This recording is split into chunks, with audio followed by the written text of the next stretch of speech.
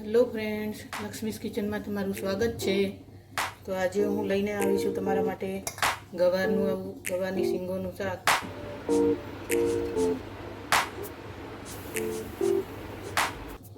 જે આવો જાડો ગવાર આવે છે થોડોક એ લેવાનો છે આપણે, પણ આપણે આજે થોડોક અલગ રીતે બનાવીશું, દેશી સ્ટાઇલમાં બનાવીશું। તો આપણે આવી શીંગો નથી લેવાની જે આવી પતલી હોય છે, આવી નહીં લેવાની, બરાબર। આવું જાડો જ લેવાનો છે આપણે, અને આટલા મોટા ટુકડામાં જ રાખવાનો છે આને। તો આપણે હવે એનો વઘાર કરી લઈશું। એના માટે મેં લસણની ચટણી વાટીને લઈ લીધી છે। લસણ થોડુંક વધારે લેવાનું આપણે આમાં, 1 વાટકો લીધું છે, 250 ગ્રામથી થોડુંક ઓછું હશે। તો આપણે વઘાર કરી લઈશું હવે।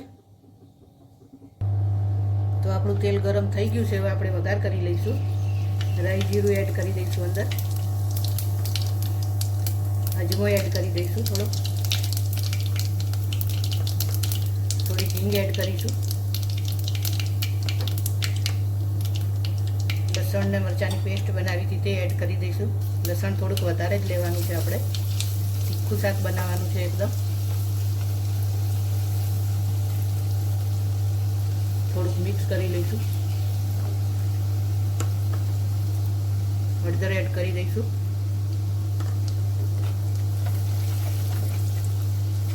આ ગવાર જે સુધારીને રાખ્યો તો તે લઈ લઈશું અંદર,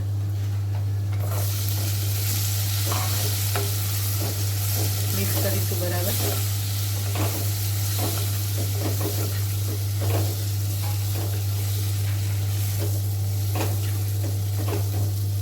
મસાલા કરી લઈશું બધા અંદર,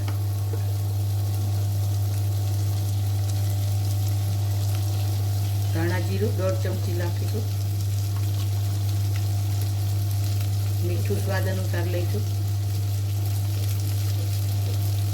મરચું લઈ લઈશું,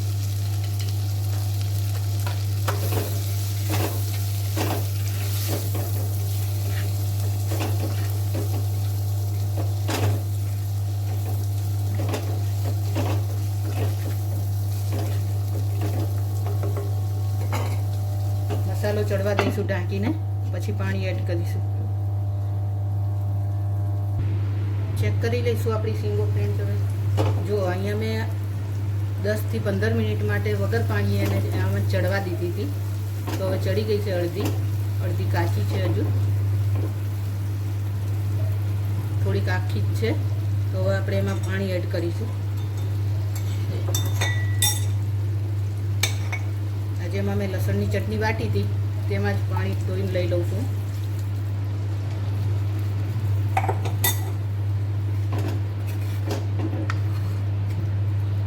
બસ હવે થોડીક વાર ચડવા દઈશું હજુ આને।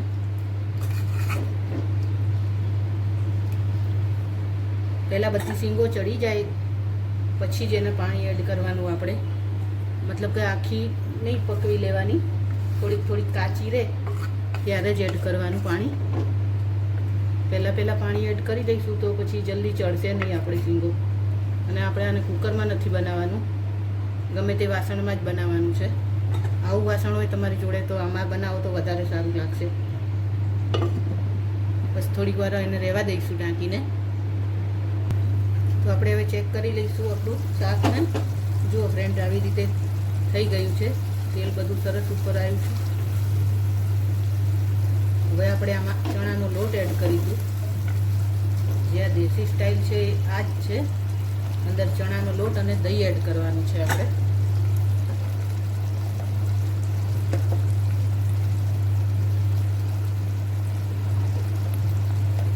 જો મારી જોડે શાક ઓછું છે અત્યારે, 250 થી પણ ઓછી છે, તો હું આટલો 2 ચમચી ચણાનો લોટ એડ કરું છું।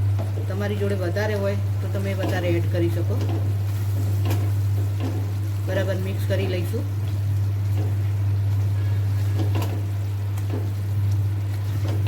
આ શાક ખાવામાં એટલી મજા પડી જાય છે ને ફ્રેન્ડ, કે તમે એકવાર બનાવશો ને તો બસ તમે આ જ બનાવ્યા કરશો ગવાનું શાક।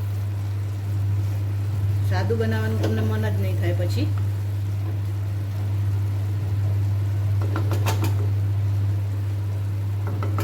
હવે એમાં આપણે દહીં એડ કરી દઈશું।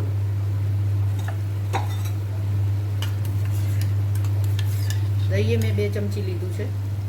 ખાટું હોય તો થોડુંક ઓછું લેવાનું.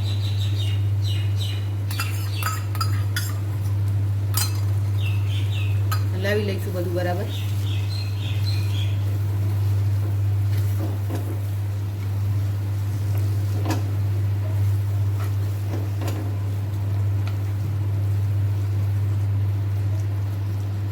બે મિનિટ માટે ઢાંકીને ચડવા દઈશું.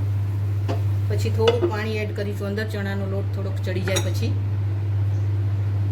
2 મિનિટ થઈ ગઈ છે. આપણે હવે અંદર પાણી થોડુંક એડ કરીશું, જેથી કરીને થોડુંક ઢીલું બને. શાક એકદમ કોરું કોરું ના લાગે. સરસ તેલ ફૂટી જશે. અત્યારે તેલ દેખાતું નથી અંદર, પણ હમણાં ફૂટી જશે થોડીક વારમાં તેલ. આમાં તેલ થોડુંક વધારે જ જોઈએ છે. મરચું મીઠું તમારે અત્યારે ચેક કરી લેવાનું.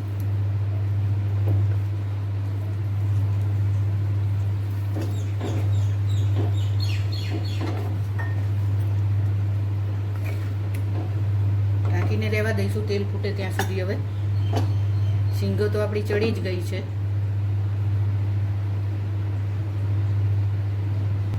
તો આપણા શાકમાં હવે મસ્ત તેલ ફૂટી ગયું છે. જુઓ ફ્રેન્ડ, જોઈ શકો છો.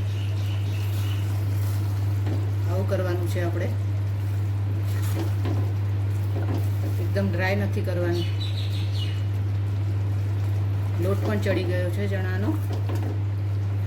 અને રોટલા જોડે ખાવાની બહુ જ મજા પડી જાય છે ફ્રેન્ડ, જોઈ શકો છો.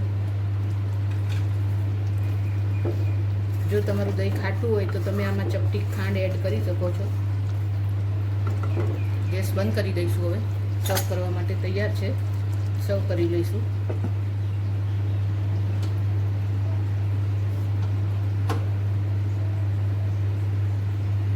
તો ફ્રેન્ડ્સ, તૈયાર છે આપણું દેશી સ્ટાઇલનું મેનુ.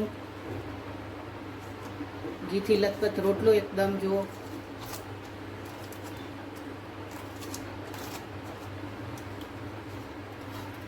દહીં સાથે સર્વ કર્યું છે મેં. દહીં, ગોળ, ડુંગળી કાપી છે. છાશ પણ લઈ શકો છો તમે. તો ફ્રેન્ડ્સ, કેવું લાગ્યું તમને? જો સારું લાગ્યું હોય તો મારી ચેનલને લાઈક કરજો, શેર કરજો. અને હું આવા રોટલા મારા હાથેથી બનાવું છું. બાજરીનો, જુવારનો, મકાઈનો, બધા જ આ મારા હાથથી બનાવેલો રોટલો છે. તો તમારે રોટલાની રેસીપી જોઈતી હોય તો મારી ચેનલને જલ્દીથી સબસ્ક્રાઈબ કરી દેજો. એન્જોય.